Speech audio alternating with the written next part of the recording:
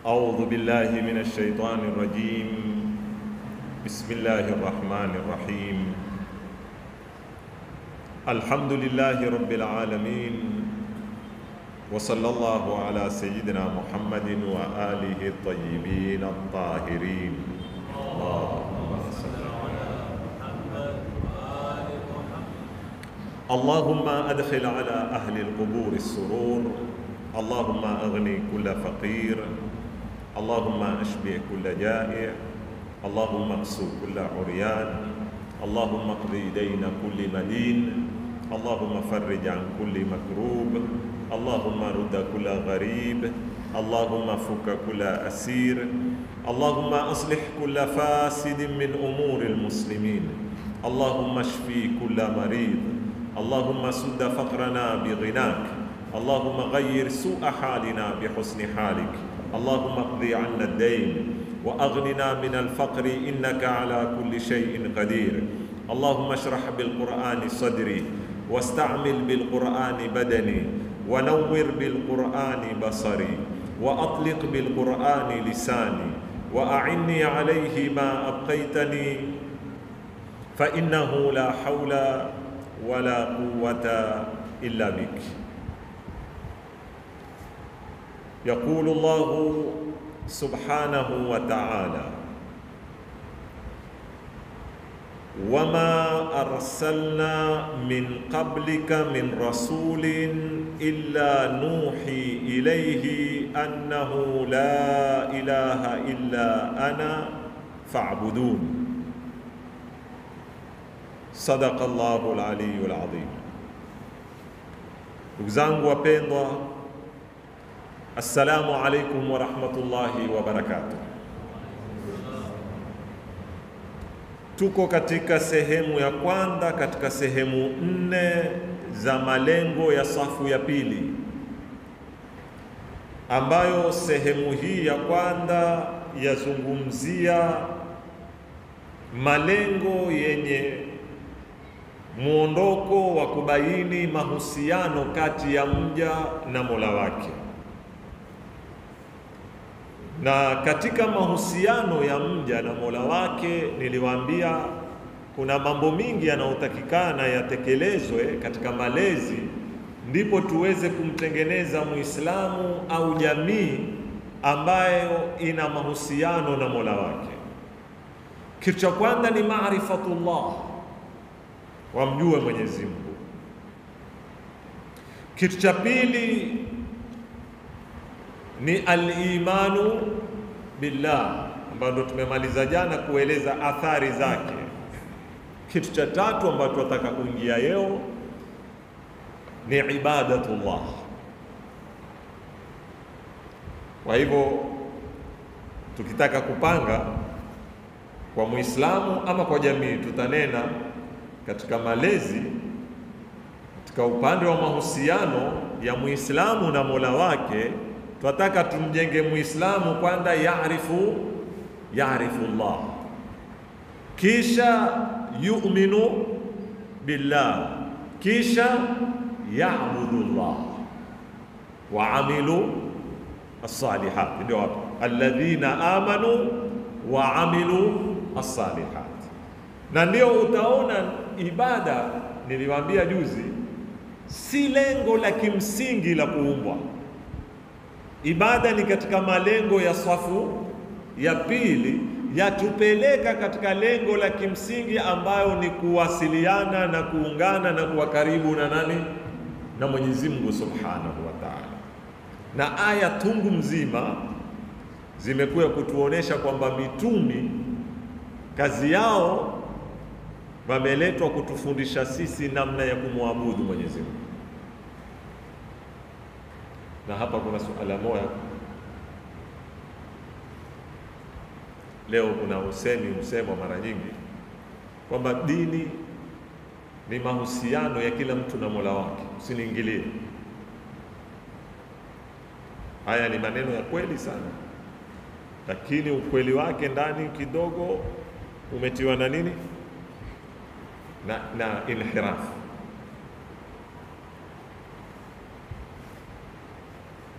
Mwenyezi Mungu atutaka sisi katika kuishi kwetu tuwasiliane na yeye. Kwa mifano, kuwasiliana na Mwenyezi Mungu kuna njia nyingi. Kama kuwasiliana, tukitaka kupiga mfano, walillahi almathalul a'la, sisi kwa sisi wanadamu kuna njia nyingi za kuwasiliana. Waweza kuwasiliana na mimi kwa barua, ukaniandikia barua. Waweza kuwasiliana na mimi ukanipigia simu. Waweza kuwasiliana na mimi ukaniandikia nini? Message. Waweza kuwasiliana na mimi ukanitumia salamu kwa wasita wa mtu, kamleta mtu akaniletea. Kwa hivyo kuna ndia na nyasila tofauti tofauti za mawasiliano, lakini ni mawasiliano gani yatakuwa na athari anayoitaka Mwenyezi Mungu Subhanahu wa Ta'ala? Hapa ndipo mahala muhimu sana.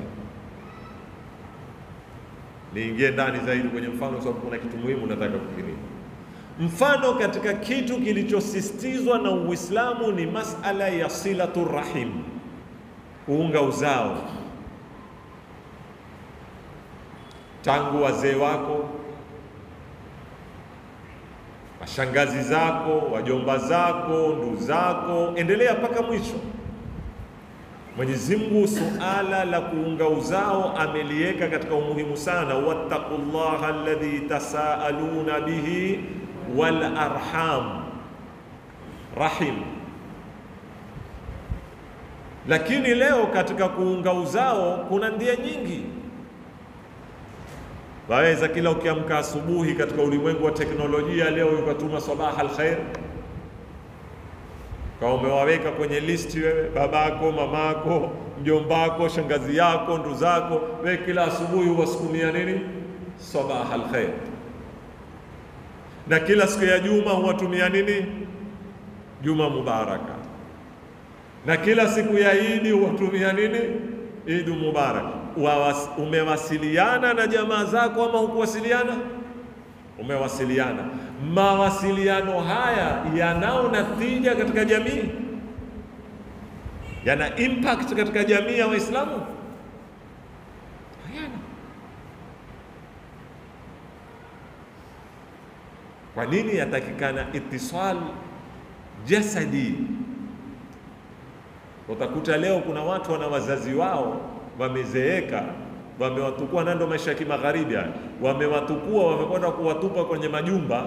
Yeye upeka senti, wenda kuwalipia bili, enda kuwalipia dawa, na hungoja siku ya Mother Day, sijui Father Day, sijui nini, kwa mwaka mara moja birthday, akaenda akamnunulia keki, yeye anaweza kufanya kazi. Sivyo hivyo. Na kinyume chake kuna na mababa pia huona vijana zao kwa kadri yeye, si nguo humpekea, si fizi nishafanya nini, nishamlipia, ndio shamaliza kazi. Sivyo hivyo. Sasa turudi hapa, ni nani atakaye kuja kukubainia namna ya kuwasiliana na Mungu? Lengo la kimsingi tunataka kuwasiliana na Mungu. Kwa mtazamo wa Kiislamu, akili ya mwanadamu haina uwezo wa kufahamu aina ya mawasiliano kati ya mja na Mola wake. Haina uwezo huo. Na ndio utakuta wanazuoni wote wanena, akili inayo uwezo wa kumuyua Mungu, hata kusiteremshwa mitumi wala kusiletwe zitabu, akili itakufikisha kwa Mungu. Akili inayo uwezo bila ya mitumi, bila ya Qur'ani kukufikisha kumshukuru aliye kuumba na kukwambia umnyenyekee. Lakini yasimama hapo. Ikifika wakati ukiuliza, haya, umefika wakati ni shakinai kwa dalili za akili Mungu huko, ni shakinai kwa dalili za akili, ni lazima niwasiliane na Mungu. Vipi nitawasiliana na Mungu? Iulize akili sasa. Kile itakwambia haina majibu. Hapa ndio ameitwa mtume. Hapa ndio Mwenyezi Mungu akatwambia, zisikizeni hizi aya, walaqad ba'athna fi kulli ummatin rasulan, tumetumiliza katika kila umma nani? Mtumi. Lengo ni nini? Ani'budu, amekuya kuwafundisha jinsi ya kuwasiliana na Mwenyezi Mungu ambayo sisi huyamkua ibada. Aya nyingine, hiyo ni suratul Nahli aya 36. Aya nyingine iko suratul Anbiya aya 25. Mwenyezi Mungu atuambia, wama arsalna min qablika min rasulin illa nuhi ilayhi annahu la ilaha illa ana fa'budun. Hatukutumiliza kabla yako, ambiwa mtumi, si wewe tu, na kila tulomtumiliza kabla yako wewe, isipokuwa tulikimteremshia wahi na kumpa habari kwamba kwanza hakuna Mungu apasao kuabudiwa isipokuwa ni mimi, yani Mwenyezi Mungu anena illa ana, na sasa waambie waniabudu mimi, yani wafundishe namna ya kufanya nini, ya kuniabudu. Aya ya mfano, tunawapa mifano, sitakuwapa aya nyingi. Aya ya 3 suratul Mu'minuna aya 32, Mwenyezi Mungu atuambia, fa arsalna fihim rasulan minhum ani'budu Allaha ma lakum min ilahin ghayruhu afala tattaqun. Tunamwambia tukawatumilizia katika wao mtumi anaotokamana na wao, kazi yake nini? Ani'budu Allah.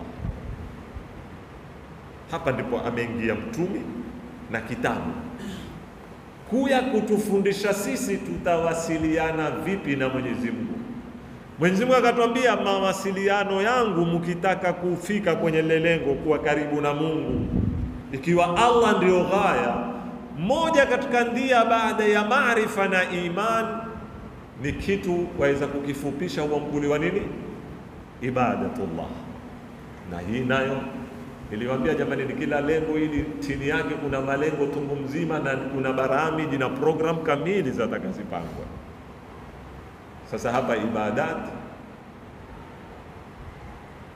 ni sehemu muhimu katika kujenga jamii na Muislamu katika kuwalea. Watakikana baramiji za kimalezi, sio kufundisha. Nawaambia kila mara, kufundisha ni mlango wa lile jambo. Kila kitu tunahitaji maarifa. Mungu tunahitaji maarifa, lakini lengo ni kumwamini, si kumuyua. Ibada lazima tusome. Sasa anda na sala ndio nguzo ya kwanza ya ibada, as-sala, ambao ndio madhhar makubwa ya mawasiliano baina ya mja na Mola wake. Baadhi ya hadithi yasema, aqrabu ma yakunu al-abdu, mahala karibu zaidi anapokuwa mja na Mola wake ni wakati anapokuwa kwenye sijda. Hakuna mawasiliano yako very strong na ambayo wewe uko karibu namna utakavyokutasawar na Mola wako kama kipindi ambacho uko kwenye nini? Uko kwenye sijda. Na ndio katika hutuba ya Bwana Mtume Muhammad sallallahu alayhi wa sallam, katika kuupokea mwezi wa Ramadhani, ile katika darasa za kwanza tulielezewa ile hutuba kwa urefu hapa, katika siku 7 za kwanza za Ramadhani, ile ayuhan nas innahu qad aqbala ilaykum shahrun huwa inda Allahi afdalu shuhur wa ayyamuhu afdalu al-ayyam wa layalihi afdalu al-layali wa sa'atuhu afdalu as-sa'at shahrun du'itum fihi ila diyafati la wa ju'iltum fihi min ahli karamati la anfasukum fihi tasbih wa naumukum fihi. Mpaka mwisho wa khutba kuna kipande kimoja nataka kukiungamanisha hapa. Tunasema inna dhuhurakum, migongo yenu imemewa na madhambi. Sisi mapungufu, Wewe piga hesabu kutoka Ramadhani imalizike mpaka Ramadhani hii, umemwasi Mungu mara ngapi? Umeteleza wapi? Tumebeba mizigo. Ituweni kwa kuomba istighfari, watuli sujudikum. Hapa ndipo watuli sujudikum, refushani kusujudu katika mwezi wa Ramadhani. Sawa ukiwa katika swala, sawa ikiwa tu wataka kumuomba Mwenyezi Mungu, sujudu na tawil sijdaka. Hakuna mahala panapodhihiri unyenyekevu. Maana ya ibada ni nini? Utiifu na unyenyekevu. Unyenyekevu wa hali ya mwisho anaoweza kuufanya mwanadamu uko zaidi ya kumsujudia. Kuna kuinama, kuna kupiga saluti, lakini hebu nionyeshe kitendo cha mtu kujidhalilisha hali ya mwisho zaidi ya sijda, kiko? Hakuna. Kwa hivyo abrazu madhahiri al-ibada, dhihirisho bora la ibada na dhihirisho bora la kudhalilika na kunyenyekea ni dhihirisho la kusujudu. Ukaweka ziungo zako saba na paji lako la uso kwenye ardhi, ukamuita ya Allah, ambaye yeye uko karibu zaidi na wewe kuliko yeye, ukamuomba istighfar, ukamuomba haja zako. Sasa hizi ndio ibada. Saumu ni ibada, haji ni ibada, zaka ni ibada.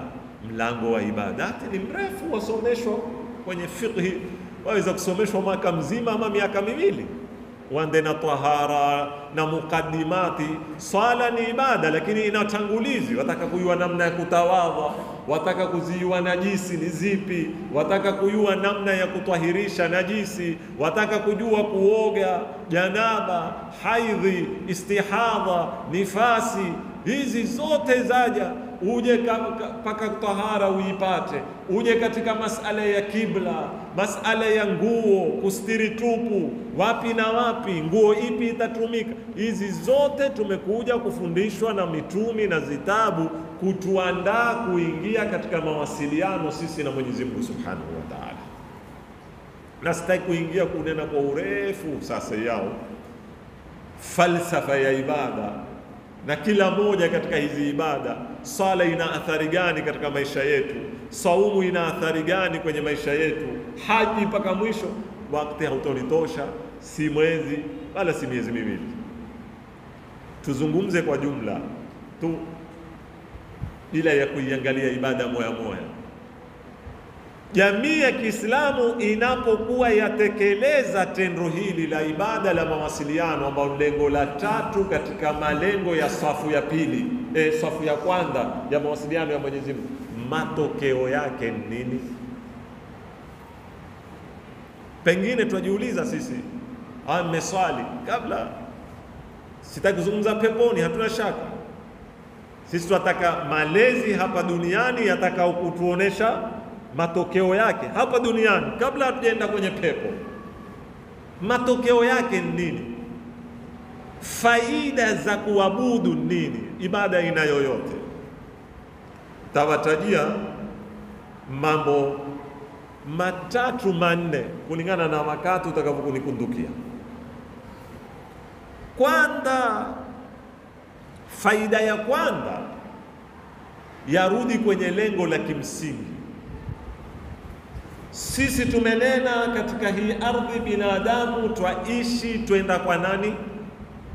Ghayatul kubra nani? Mwenyezi Mungu Subhanahu wa Ta'ala.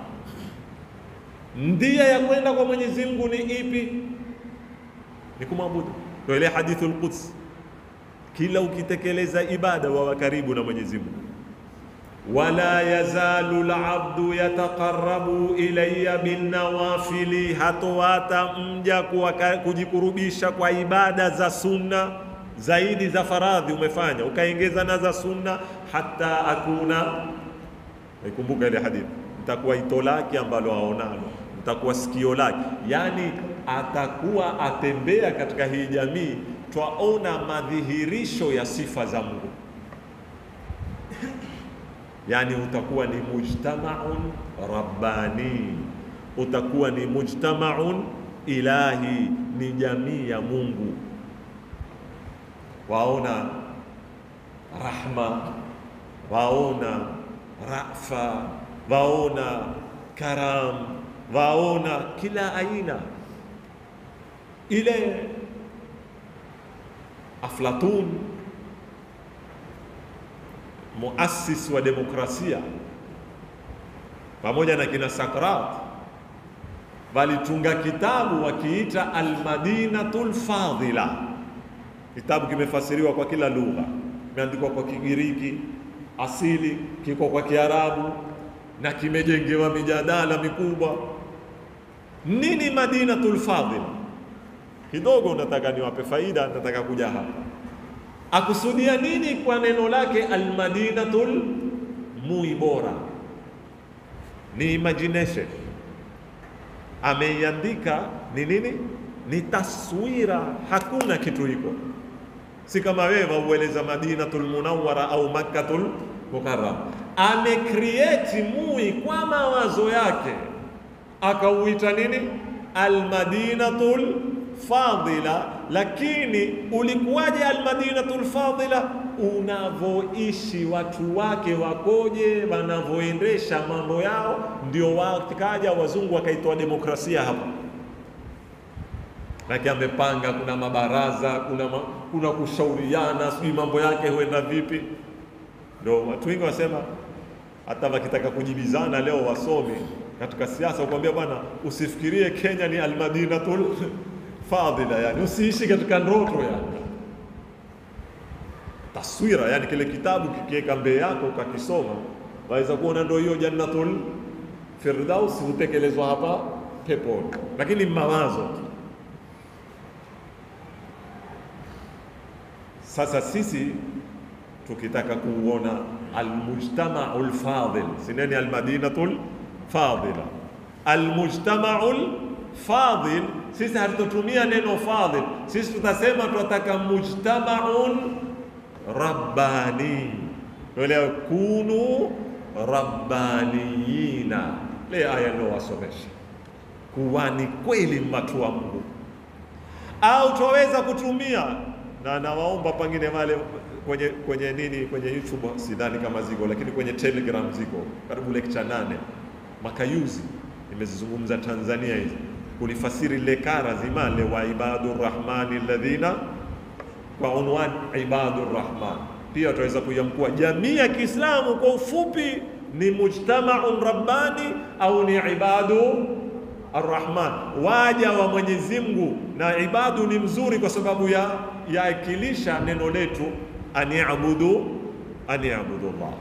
Kwa hivyo twaboresha mawasiliano yetu na Mungu.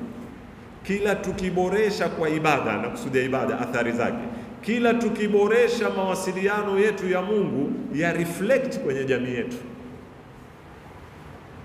ya reflect.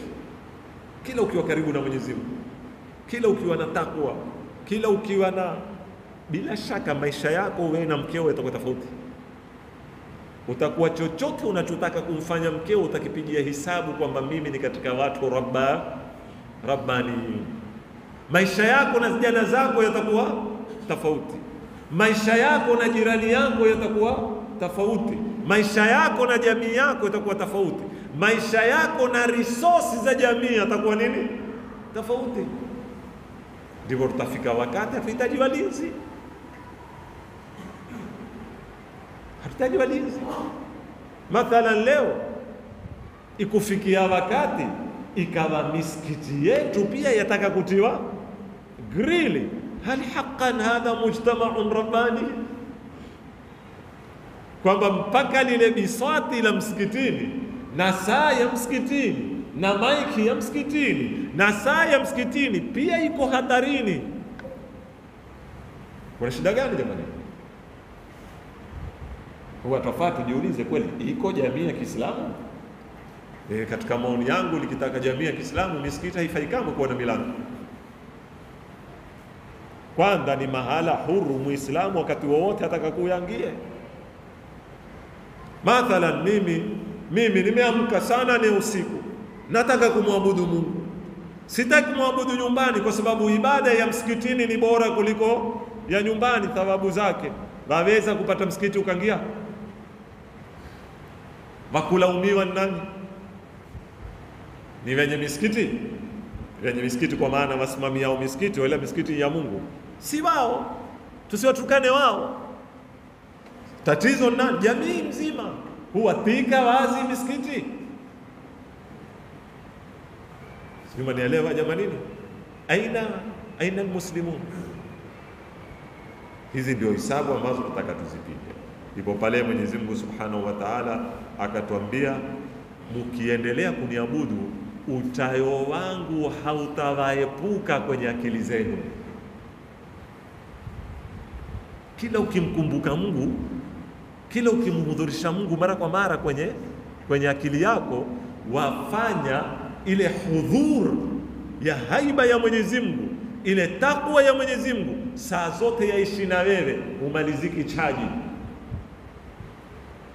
Ndio siku ile nikawaambia, bei angalie swala, ukianda taadhini Allahu akbar, dhikrullah tangu mwanzo mpaka mwisho. Ukiqimu nini? Dhikrullah. Ukifunga swala nini? Allahu akbar. Ukisoma bismillah, alhamdulillah. Ukirukuu Allahu akbar. Ukisoma ndani ya rukuu subhana rabbiyal azimi wa bihamd. Sasa iangalie swala tangu mwanzo mpaka mwisho, wewe uko katika kumtaya Mwenyezi Mungu, si kumtaya kwa ulimi, yani waifanya memori yako.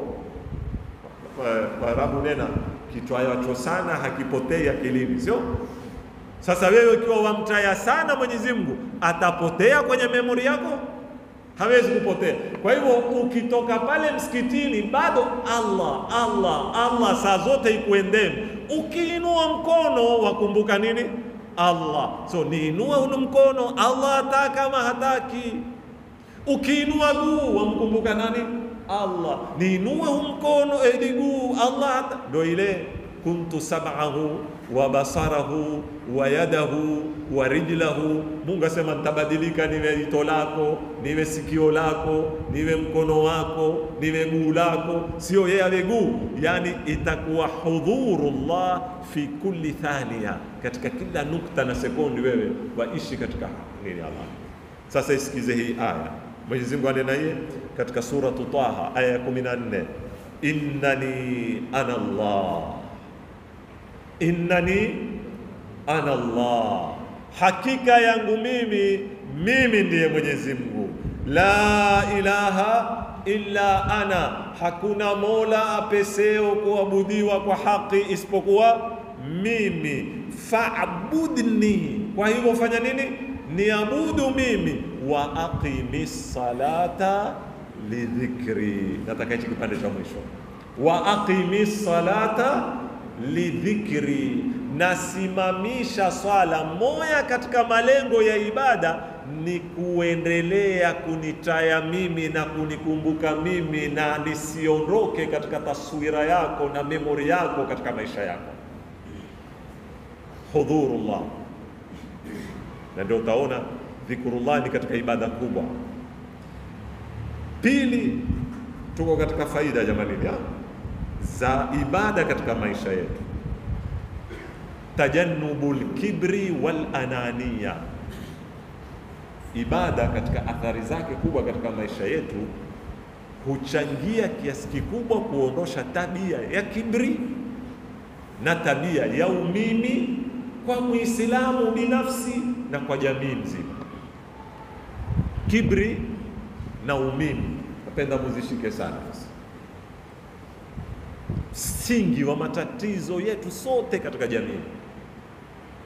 Maasiya ya kwanza aloasiwa Mwenyezi Mungu ni haya. Maasiya ya kwanza aloasiwa Mwenyezi Mungu yalitokamana na ana, aloinena Ibilisi. Ndio hiyo anania, umimi. Anenaye ana khairun minhu, mimi ni bora kuliko yeye, khalaqtani min nar wa khalaqtahu min tin. Shekhe, mimi umeniumba kwa moto, yeye umemuumba kwa udongo, kisha mimi nimsujudie yeye? Fufuliwe babangu. Sisi kwa lugha hizi, mimi nenda nikamwombe msamaha. Hata akashuka nani? Akashuka Jibrili. Shekhe, sisi kwa lugha hizi, kanifufulie mamangu alokufa na mababu zangu wote. Ana iko hapa, Anania, kibri, mimi ni bora kuliko wewe. Sio ndo maana ya kibri? Ndio ile Ibilisi alena yeye Mwenyezi Mungu, illa iblisa aba wastakbara, alikataa. Kwa nini alikataa? Msukumo wa kukataa nini? Istikbar, kibria. Wa pili ana, zote zimesarihiwa hizi. Ndio ile Nabii Allah Nuh akanena, فقلت استغفروا ربكم إنه كان غفارا يرسل السماء عليكم ويمددكم بأموال. Mwisho nena yele wastakbaru, kataa mambo yote, walimtupilia mbali. Vitumi wamepingwa na nini? Msingi nini? Wastakbaru istikbara. Kina Abu Lahabi na kina Abu Jahli walipokuwa wakiketi kwenye mabaraza yao, mando wa kutoka zile habari kwamba Muhammad atangaza ni nani, ni mtumi, walinena yeye baada ya kujadili shakanena, anga asiwe ni rajulun min alqaryatayn adhim. Iko kwenye Qur'an. Yani poleni, nitawanukulia maneno yake ya kumkosea adabu Mungu manake, lakini na Mungu naye basi hakuona wakutuletea sisi mtumi isipokuwa hadha alfaqiru alyatim. Angalau asiangalie rajulun min alqaryatayn adhim, akaangalia angalau hapa Maka, akamwangalia kama Abu Sufyani au ama Taif, akamwangalia kama bwana fulani. Hakuona moro kututengelea yatima huyu, fakir, hana baba hana mama, hana mpango, hana mbele hana nyuma, twetea sisi mtumi huyu. Kibri. Na matatizo yetu mengi yako hapo.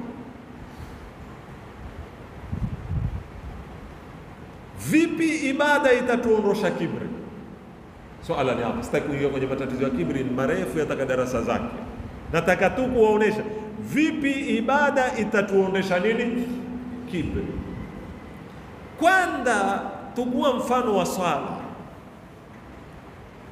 Unapokwenda kusimama mbele ya Mwenyezi Mungu Subhanahu wa Ta'ala, ukaweka mahala pako patakatifu upapendapo katika ziungo za wanadamu zote, hakuna mahala bora kwake kama uso wake. Hapa ndio sharafu ya mwanadamu ya kila kitu. Hata urembo wote umalizikia wapi? Hapa. Hizo makeup zote utiwa wapi? Hapa. Hizo tinda skini zote utiwa wapi? Hapa. Uso shekhe.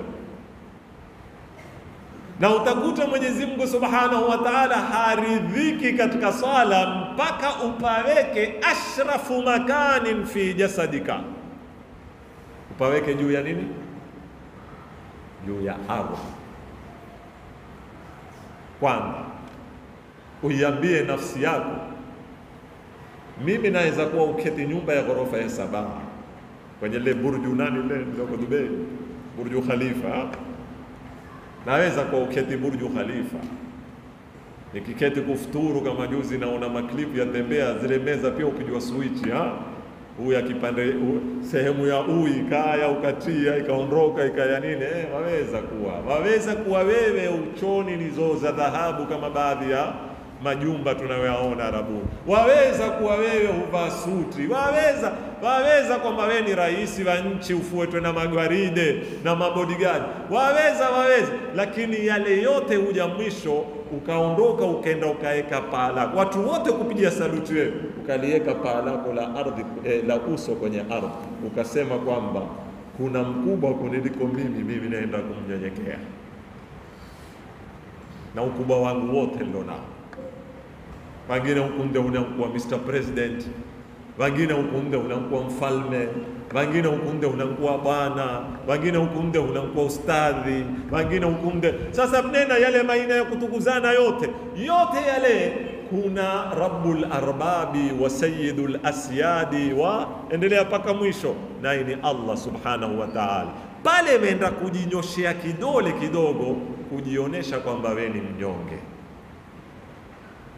Kidole kile ukikifahamu maana yake, chaanza kufinya kile kibri chako ulichonacho, chaanza kukuregeshea taswira ule umimi wako ulonenepa kidogo. Ufanye nini? Uangalie. Hiyo nukta ya kwanza. Pili, isitoshe kumwangalia tu unayemsujudia Allah, inapokupa wewe natija ya udhalilifu katika nafsi yako, kisha ukaangalia unaposujudu ikakuhudhurukia kama ile maneno ya neno ile taswira, minha khalaqnakum wa fiha nu'idukum wa minha nukhrijukum taratan ukhra. Hapa ndipo tulipotoka.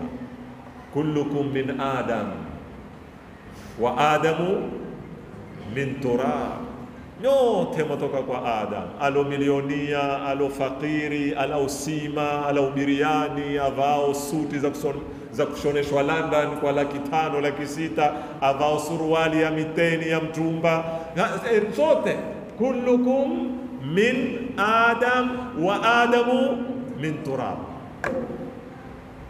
Warudi wajikumbusha asili yako ni nani wewe.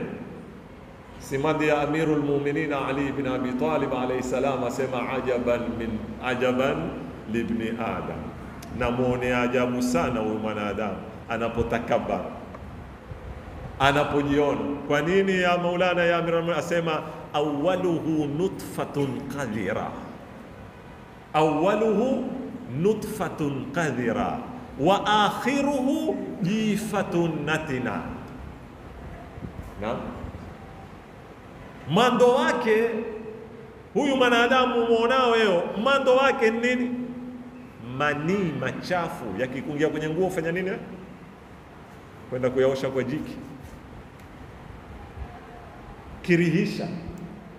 Heambia awaluhu, jiulize mando wako nini? Nutfatun qadhira, tone la manii chafu. Na mwisho wako nini? Jifatun natina, jumbi la toa harufu mbaya, watu ulikimbia. Na ndio kana ukazikwa futi kadhaa ndani ya ardhi usitoe harufu, ukaudhi watu. Na gharibu, hakuna maiti inukao kama maiti ya mwanadamu. Lima tatakabbar, kibri cha nini? Umimi manini yani? Ikiwa wewe utaketi ujiana la haya, ndio mambo yataka wakati tukiwa katika kuswali. Saumu mathalan, Imam Zainul Abidin aliponena kwa nini Mwenyezi Mungu ametuweka kwa ndaa, maana watu wengine wakwambia Mungu ataka ndaa zetu zitamfanya nini? Mbona hututesa roho yetu? Mungu hataki ndaa zetu, wala hafaidiki na ndaa zetu. Lakini billahi alaika, kama anavyozungumza Imam Zainul Abidin, kuna watu katika hii dunia lau si saumu wajua maana ya ndaa. Wajua? Hawajui.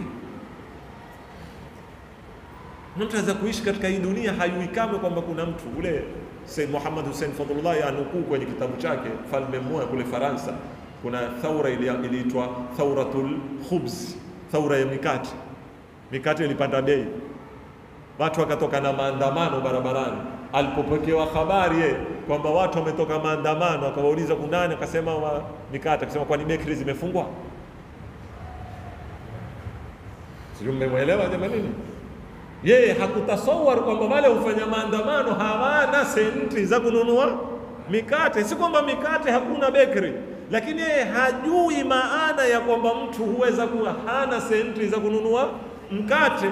Yeye ajua labda akikosekana imekosekana bakery, ndio akamwambia kwani bakery zimefunga, toa oda watu wafungue bakery. La yaarifu maana aljuu.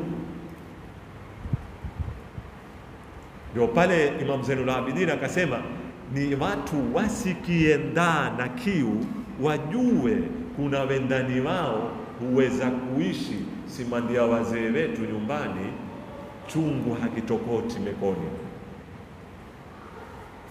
Na watu hivi, hakuna kitu kinachofanyika ndani. Sasa mtamfanyaje Mtume kama hukuwekwa na ndawe kutoka asubuhi mpaka magharibi, ukahisi ile shida turjuu ikupe msukumo wewe kuwafikiria wanaoshikwa na ndaa wako hali gani? Fikiri mmenielewa jamani? Naenda kwenye haji utayapata mambo haya. Kitu tunachokitaka sisi ni kukuvunda ule umimi, ukashikwa na ndaa. Huwa wewe umepiga makamama zingapi ndani ya nyumba, unapoona utungu wa ndaa ukaanda kuwa na kitu cha ukarimu na kuondosha umimi, ukawa tayari kushare na nani? Na wenzako. Na nyinyi angalieni Ramadhani, tabia za kupeana zinavyoboreka, hamuzioni nyinyi? Angalieni watu automatic tu kukiingia Ramadhani, majirani wanavyoanza kupeana. Katika siku za kawaida hakuna. Watu wanavyopenda kupeka sijui chakula, kila mtu zengea. Kuna mahala grupu ufungua madhini, mimi taitolea kupika kaimati mpeki. Zile nataka muzione zile zitu. Zile ni nini? Ni ile ndaa na ile kiu na ile mazingira ya ibada yanavyokutayarisha wewe kukukosesha umimi na kuwa mkarimu wa kuwa tayari kusaidia watu. Katika faida moja za ibada ni kuhakikisha uadilifu wa kijamii. Watu wakitekeleza ibada na wakafahamu maana ya kuwa abdan lillah na kutekeleza haki za Mwenyezi Mungu Subhanahu wa Ta'ala, kutakuja kupungua uchafu mwingi katika jamii. Dhulma itaondoka. Ndipo pale tunaposoma inna salata tanha anil fahshai wal munkar, ambao alfahshau uchafu na munkar na maovu ndiyo sababu kubwa yanaovunda misingi ya jamii na uadilifu wa jamii. Uchafu kwa maana pana, kila dhambi, na munkar kwa maana pana, kila dhambi. Zitu hizi zikaweza kuhakikisha haya ni katika matunda ya kumwabudu Mwenyezi Mungu Subhanahu wa Ta'ala haraka haraka. Na hapa leo nitasimama katika lengo la tatu la ibada baada ya maarifatullah, al-imanu billah, ibadatullah. Insha Allahu Ta'ala kesho nataka niingie katika nukta nyingine, lakini nina maswali mawili matatu nataka kuyajibu kulingana na dakika zilizobaki. Siku hizi saa zimesonga, nitajaribu kuvunda darasa mapema. Kuna mtu ameniuliza, ustadhi, umetuambia msingi wa kwanza katika sehemu ya kwanza ni kumuyua Mungu, maarifatullah. Je, kila mtu anao uwezo wa kumuyua Mungu? Na vipi wale walioinukia chini ya wazazi wasiokuwa waaminifu, wasioamini, na wao wakaathirika, hisabu yao ni vipi?